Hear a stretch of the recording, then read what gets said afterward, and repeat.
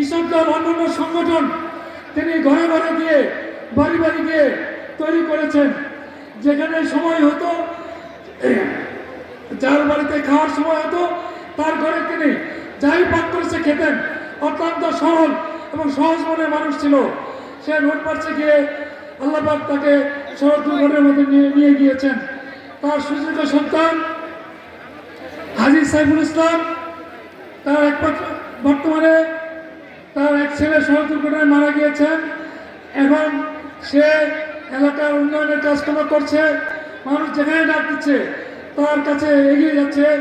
রাস্তাঘাটের ময়লা পরিষ্কার এবং সুয়েজ লাইন যদি কোনো সমস্যা হয় এবং লাইট বাতি ইত্যাদি যে সমস্যাও সে কাজ করে যাচ্ছে। আপনারা সবাই তার জন্য দোয়া করবেন, যাতে আমার বড় ভাই রবিউল ইসলামের স্মৃতি আমরা তার মাধ্যমে ধরে রাখতে পারি।